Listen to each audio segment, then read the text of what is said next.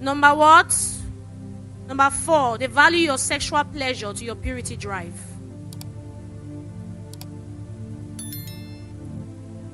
I need to break this down. They value your sexual pleasure to your purity. I've come to realize that when people tell you, when you come into a relationship and they say, you know what? You tell someone, you say, let's not have premarital sex. Let's not have premarital sex. The person will tell you, oh, okay, I support. I agree with us. Let's not have premarital. You need to also decide to know if they really agree. You know why? Somebody can say yes to your purity drive, but the person is having sex, cheating on you outside with somebody else. That's one. Number 2, they will tell you, oh, yes to premarital sex, but you know what? We can be doing other things. No, we have what they call sexual relations. So there's something called outer course. So we cannot have penetrative sex, but there's the other things we can do. We can smoosh.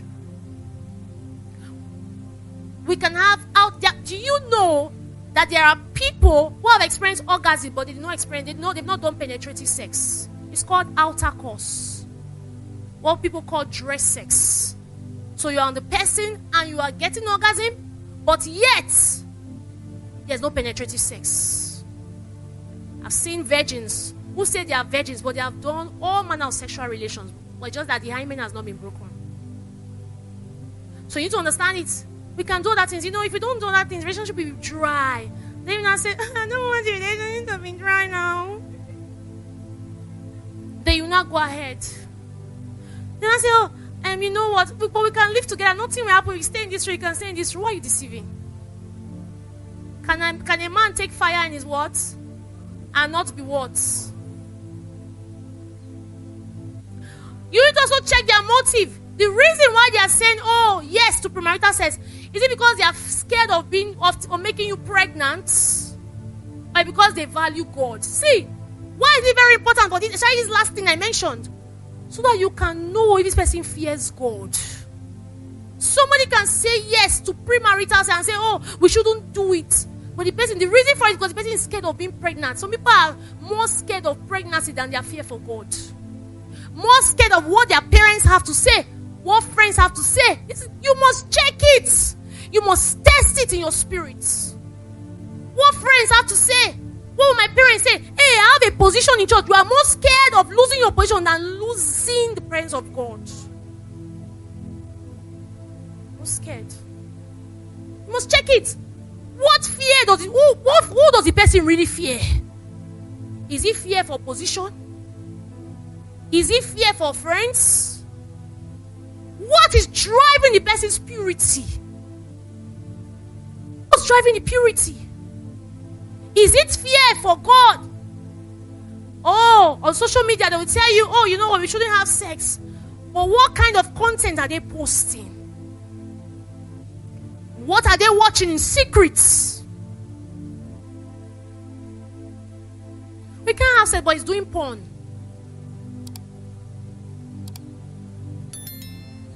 Must ask all those questions and you must test. Don't just listen to the answers. Test the answers. Test the answers in spirit. Test the answers in spirit. And number 5, which may likely be my last, they are not kingdom servants. They are not kingdom servants.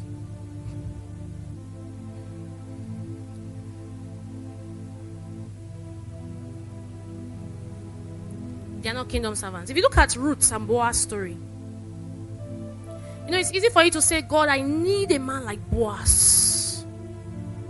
I need a lady like Ruth. Give me Ruth, give me Ruth, give me Ruth. Give me Boaz. Give me Boaz or I die. But you have not died to self. Servants are selfless. Who are they serving? Are they planted in church? Are they serving there? One of the things that drew my attraction for my husband is he was a rugged servant. This is what I'm saying, it's not cliche. Servants have, they come daily to God where their hearts is tested, where their dying to flesh daily. What are they serving?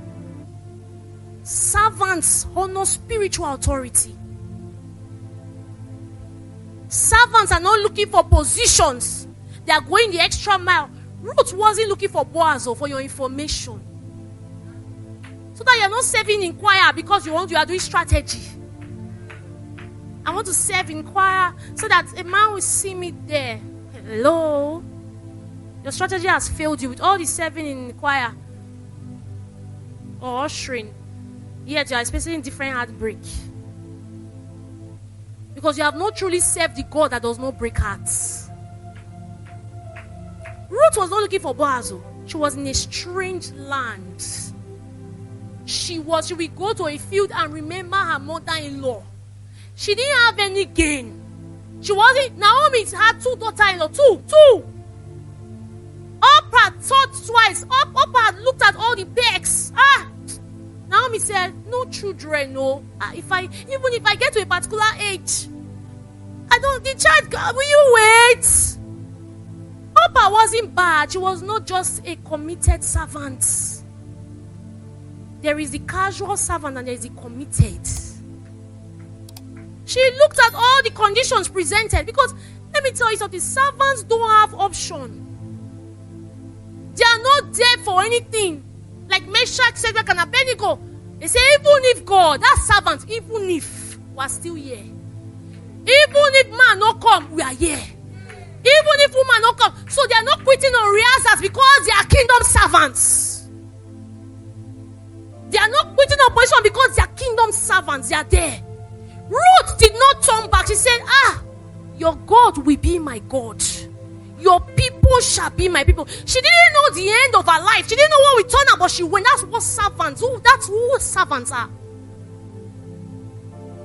Why is it important to look out for this kind of people? Because let me tell you, they will serve you in marriage. It is easy to penetrate the heart of the man who is already serving God. It's easier. So you go to God when there's a crisis. When the Bible says the heart of a king lies in his hands and it turns wherever he wishes, it is easier to turn the heart of a servant. The eyes of God. Through the hands of God. She wasn't looking for Boaz.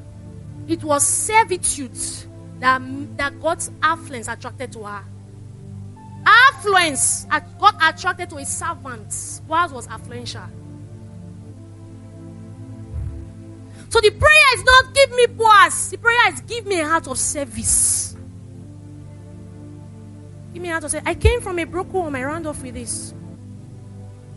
I saw a pattern in my family. It was tough. Everybody getting married. We weren't doing well. People were not even really getting married. It was a strange pattern. And I remembered it was tough for me because I didn't want marriage at the time. I became like almost a tomboy. I hated men with a passion. And one of the days I told myself, I said, okay, I don't know where I will be. I don't know how far I will go. But I said, Lord, I will give my heart to you. I will give all of me to you. And the bid, let me tell you, in the bid of serving him, something in my life was beginning to shift, to drop. I was serving him not knowing where I would go to. I was serving him not knowing who I would be. I was serving him in a church not knowing whether I would find my husband in that church. I was giving my all because I was already coming from a place. And I told myself, I will serve him till I die. I'll serve him. And I was there serving. And that was when, in the bid of serving, that's when my husband found me.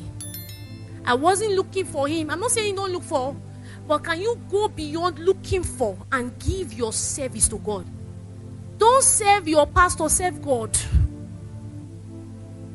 So that when your pastor fail you, you won't say, hey, my pastor that I trusted. No, it is serve God. Don't misinterpret it. She wasn't serving Naomi. She was serving the God in Naomi. She said, your God will be my God.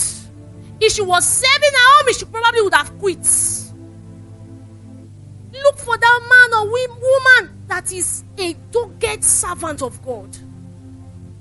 The person may not be there yet, but the person is growing in serving. You can see the passion. It's not pledge. Not that people come out and they want to pledge. One of the signs to know who is not saved, they always want accolades to their name.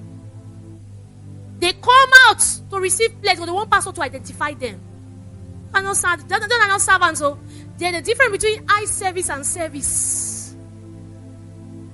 They may be close, they are not the same. When you see pastor around, that's when you want to clean. That's when you want to pick debts. That's eye service, that's not service. If they don't give you mic to sing in front, you will not come for rehearsals. You need to be a servant to identify a servant. Boaz was one. That's why he was able to identify Ruth. Because service carries a fragrance. When you are a servant, you don't need to say I'm a servant. It rubs off. People see, they will know that this one, this person, there's a fragrance, an aroma this person is wearing is attractive. It smells. It's not you saying it. Leave matter of relationship. Leave all those one. Say, Lord, give me a heart to serve you. Give me a heart that yearns after you daily. Give me a heart that is killed for you. So that when you see one who is serving God, you will know. But you, let it start from you. Because 2 Timothy 3 verse 1 to 5 that we read, it says, there are people who have a form of godliness but denies its power. So a servant can have a godly appearance but they are not godly. A person can have a godly appearance but they are not godly. It says having a form of godliness but denying its power. Have nothing to do with such people. Somebody can look like holy but not holy. Some can look spiritual but not spiritual. Somebody can look like, that's why it can be eye service, but you call it service. It can look like having a form of godliness but denying its power. Apostle Paul said, "What the thing I speak is not of what? It's not of what? Words, but what?" When you are drawn in service and addicted to service, power becomes your product. Power to design. Power to test. Power to investigate. Power, you just know. Power makes you become.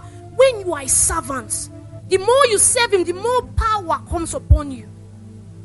Can you rise on your feet and say what?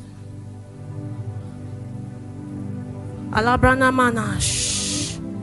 Listen, Pastor Ioma preached it. So listen, one of the things that is lacking in this generation, I tell you, is knowing the voice of God. Inability to design. People are making costly mistakes because they are lacking discernment that is leading to their deception. People are calling people that they should call parasites partners. People are calling what is not right because it looks like right, they call it right. The ways of a man may be seemingly right. So in other words, somebody can act right doesn't mean the person is right. You need to hear God in this generation. Because why? There are too many things trending that looks like truths. Too many things trending on social media. That's why you must give your heart to serving God so you can know who is from God. This morning I want you to pray and say, Lord, give me a heart that serves. The Bible says a broken and a contrite heart I will not despise. Father, a heart that serves. I know this is a love meeting, relationship meeting, but you see, the person of love is the person of God. For you to know who loves, who has love, is to love God. For you to know who fears God is for you to fear him. And for you to have wisdom, discernment is to fear God, because the fear of God is the beginning. So my sense comes alive when I fear him. Can you raise your voice this afternoon? This is a business between you and God. You didn't come for me, you came to see Jesus. And say, Lord, give me a heart. One of the things God told me that we do is that we baptize people with his freshness. Come on, raise your voice.